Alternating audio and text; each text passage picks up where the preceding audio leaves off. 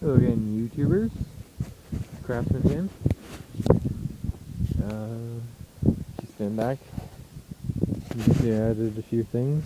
Got fenders, gas pedal, throttle.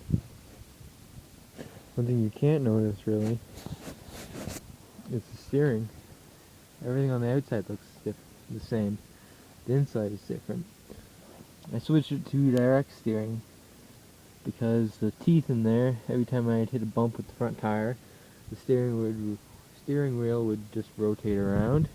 The wheels would crank themselves in a random direction, and I commonly got stuck in big ruts.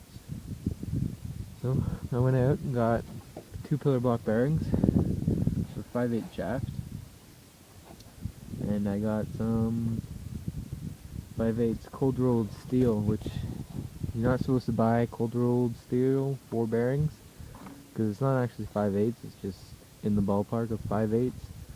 So it took me about half an hour of grinding and checking to get it to fit down through the bearings.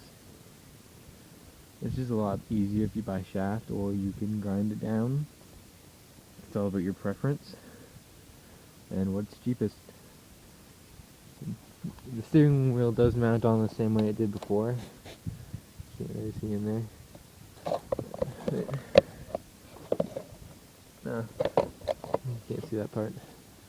But it's just the pillar block bearing. I cut a hole in the bottom of the chassis, welded the bearing to some angle iron. It's on there. And the top bearing is on some angle iron and it's bolted into the top. Got the shaft to fit right down through there. It does need some tweaking. It's very touchy at high speeds.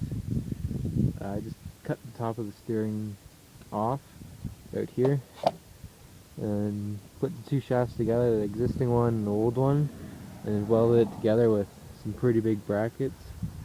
I don't know if you can see that. There's a bunch of scrap steel welded onto the rod. It worked. It's wet. I'll show you the bottom though. You can see that rod right there. The 5/8 shaft comes down to it, and then there's a little plate welded on. It's about 45 degrees to the front of the tractor. What you have to watch out for is you get it on the right side of the tractor, because if I were to put it on the left side of the tractor, the left would be right and right would be left, which I almost did. Glad I caught onto it. And then I had to adjust my A-arm because it was too high hitting the input shaft, and then I couldn't turn one direction because it kept hitting the high arm. What you call it that? I don't know. Can't think of the names of these. But it takes a lot of playing around. I do have to adjust it somewhat so that there's a little bit more, you can say, steering. It's not so touchy. Just comes right down, close to the same angle it was before. Steering wheel's a little higher now, but it doesn't look any different.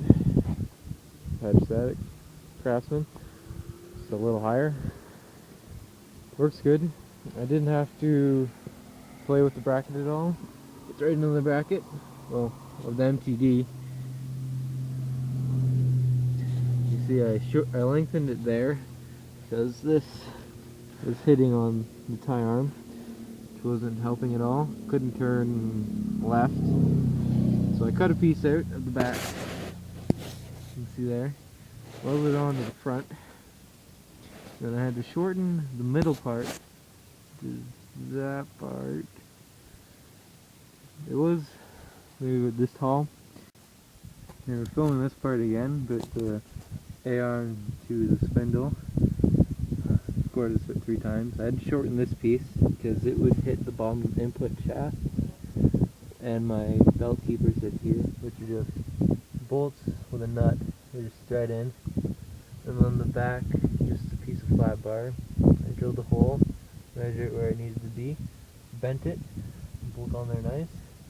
Haven't had any issues with the belt coming off at all. The back, you can see that. It doesn't have belt retainers on the back fully. It they haven't come off yet.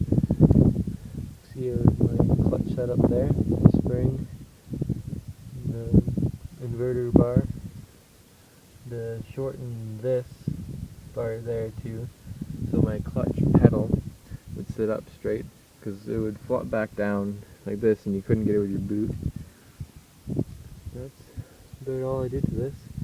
Just lengthened it in there. Right. Yeah, shortened it in there. Lengthened it there. And shortened it there so the clearance was